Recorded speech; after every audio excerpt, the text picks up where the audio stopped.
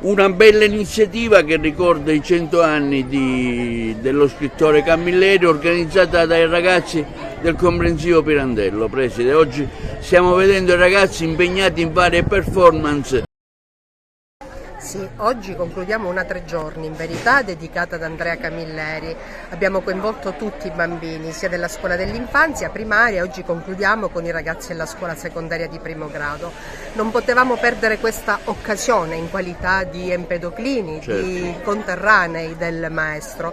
Sono stati tanti gli eventi organizzati in occasione di questo centenario, proprio all'interno di questa location, e anche noi abbiamo voluto aggiungere un tassello a questa cornice culturale, e lo abbiamo fatto proprio in prossimità della cosiddetta Festa dei Morti, che come tutti sappiamo rappresenta uno dei momenti più emozionanti anche della sua infanzia, della memoria che ha della sua Vigata.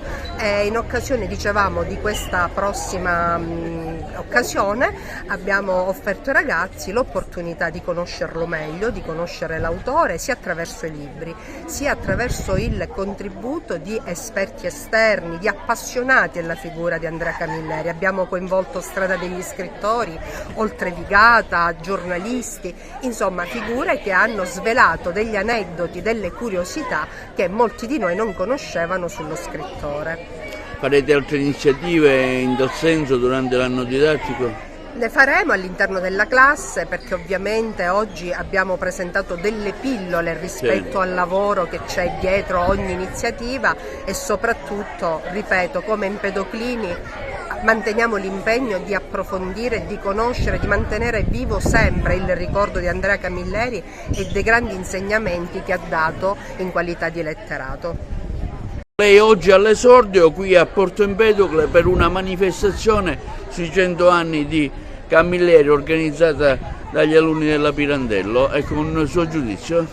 Allora, io ho accolto con grande entusiasmo l'invito della preside Cangarossa a partecipare a questa iniziativa, di cui condivido l'alta valenza e importanza, anche perché conosco la preside Cangarossa da parecchio tempo e so bene quanto sia una donna di scuola, appassionata e innamorata della scuola, e quindi non avevo dubbi che sarebbe venuta fuori un'iniziativa di grandissimo rilievo. E in effetti abbiamo già cominciato a seguire le prime rappresentazioni. Stiamo vedendo che si tratta veramente di qualcosa di molto molto bello, di una vera e propria festa dedicata a Camilleri. Si tratta di un'iniziativa che si colloca perfettamente nell'ambito di quelle che sono le iniziative del Ministero dell'Istruzione in materia di promozione della lettura.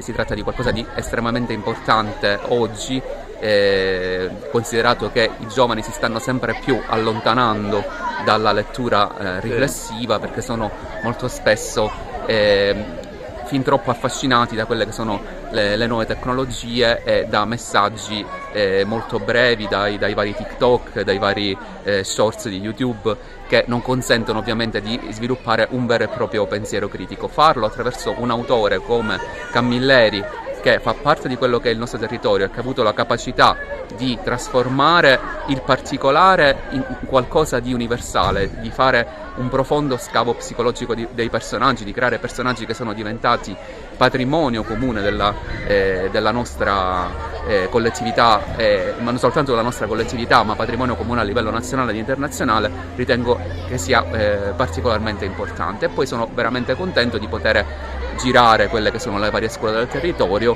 perché la scuola che ci piace è proprio questa, è proprio quella che dimostra di non essere quella che qualche volta viene raccontata, ma che è in grado veramente di lavorare bene, di tirare il meglio dai ragazzi, e che è sicuramente la principale agenzia educativa che abbiamo sul nostro territorio. E con buon esordio come primo incarico qui alla dirigenza dell'USR di Agrigento?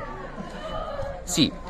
Allora, per me si tratta in effetti di un ritorno nell'ambito del territorio di Agrigento, perché per 14 anni sono stato funzionario nel provveditorato. Dopodiché ho superato il concorso della Scuola Nazionale dell'Amministrazione, quindi questo mi consente già di avere una conoscenza del territorio, di avere una conoscenza delle scuole. So bene quelle che sono le professionalità che ci sono all'interno del nostro territorio.